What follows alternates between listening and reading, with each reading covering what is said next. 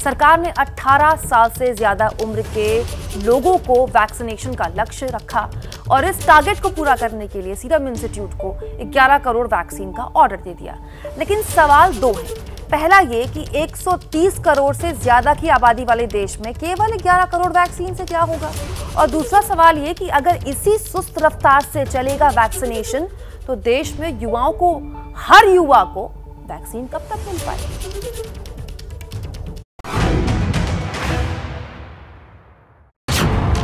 Mission 18+ के लिए सबसे बड़ी मुहिम। सीरम इंस्टीट्यूट को सरकार का टारगेट।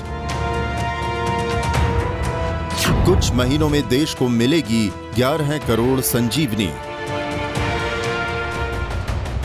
मौत बांट रही महामारी को मात देने के लिए केंद्र सरकार ने कुछ दिन पहले 18 साल से ऊपर के लोगों के लिए जिस वैक्सीनेशन मुहिम का ऐलान किया था, उसकी राह में कोई रोड़ा ना आए, इसकी जिम्मेदारी सरकार ने सीरम इंस्टीट्यूट को दी है, जिसकी पुष्टि सीरम इंस्टीट्यूट के सीईओ अदार पूनावाला ने ट्वीट करके दी, जिसके मुताबिक केंद्र सरकार ने सीरम इंस्टीट्यूट को 11 करोड़ टीकों का ऑर्डर दिया है।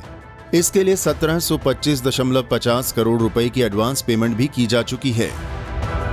अदार पूनावाला ने लंदन से किए ट्वीट में ये दावा किया है कि अगले कुछ महीनों में वो ये टारगेट पूरा कर लेंगे, लेकिन साथ ही साथ उन्होंने टारगेट से जुड़ी मजबूरी भी गिनवाई है।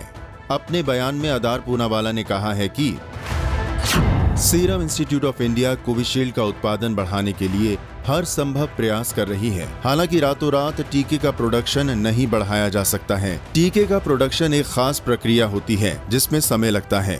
भारत की आबादी बहुत बड़ी है और सभी 18+ वालों के लिए पर्याप्त खुराक का उत्पादन करना कोई आसान काम नहीं है। काम आसान नहीं, इसलिए सीरम इंस्टीट्यूट ने वैक्सीनेशन की आपूर्ति की डेडलाइन नहीं बताई। हालांकि उसने ये जरूर बताया है कि केंद्र के अलावा अब उन राज्यों को भी सीधे वैक्सीन की सप्लाई शुरू होगी जो अपने स्तर पर टीकाकरण अभियान चला रहे हैं। अदार पूनावाला के मुताबिक सीरम इंस्टीट्यूट राज्यों को भी 11 करोड़ वैक्सीन देगी। हालांकि यहां भी डेडलाइन की जगह सीरम इंस्टीट्यूट ने कुछ महीनों का जिक्र किया है। जिन निजी अस्पतालों ने वैक्सीन का ऑर्डर दिया है, इसी दौरान उसकी आपूर्ति होगी।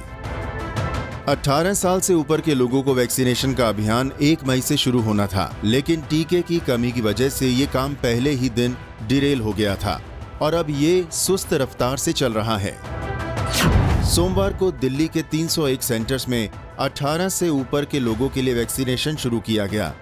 दिल्ली के 76 स्कूलों में वैक्सीनेशन सेंटर बनाए गए हैं, जिसे 300 स्कूलों तक बढ़ाने का टारगेट है। दिल्ली में अगले 3 महीनों में 90 लाख लोगों को वैक्सीन देने का प्लान है। राजस्थान ने भी 1 मई से टीकाकरण शुरू किया था, लेकिन ज्यादातर जिलों में अब भी वैक्सीनेशन का काम रुका हुआ है।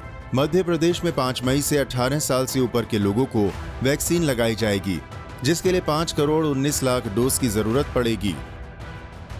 ज्यादातर राज्यों का आरोप है कि उनकी मांग के मुताबिक केंद्र सरकार से वैक्सीन नहीं मिल रही, इसलिए टीकाकरण कछुए की रफ्तार से चल रहा है। मौजूदा वक्त में राज्यों की बातें करें तो दिल्ली के पास 3.87 लाख, हरियाणा के पास 4.90 लाख, उत्तर प्रदेश 14.25 लाख, बिहार 8.69 लाख, झारखंड 5.50 लाख, राजस्थान 3.64 लाख, छत्तीसगढ़ 3.26 लाख, असम 3.32 लाख, हिमाचल प्रदेश 2.02 लाख और तमिलनाडु के पास 1.98 लाख वैक्सीन डोज मौजूद हैं। सवाल यह है कि तमाम राज्यों में टीके का जो टोटा है वो आखिर कब खत्म होगा।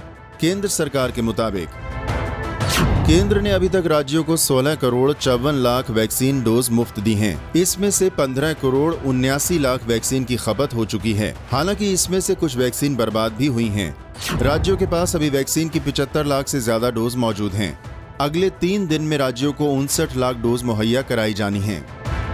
जो 1 तारीख से हमारा नया प्रोसेस शुरू होना था, जिसमें कि स्टेट स्थाई पर और प्राइवेट सेक्टर के लेवल पर भी वैक्सीनेशन 18 से 44 साल के लोगों को हम कवर कर सकें, उसने इनिशियल बिगनिंग की है।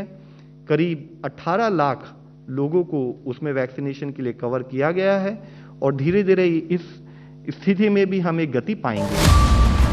देश में 18 साल से ऊपर वाले लोगों की कुल आबादी 87.65 करोड़ के करीब है और मौजूदा वक्त में सरकार सीरम इंस्टीट्यूट और भारत बायोटेक की वैक्सीन पर ही निर्भर है।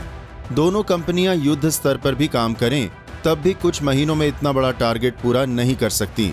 मतलब ये कि लोगों को वैक्सीन के लिए अभी लंबा इंतजार करना पड़ सकता है। हालांकि देश को अगले कुछ दिनों में कुछ और विदेशी कंपनियों की वैक्सीन भी मिल सकती है।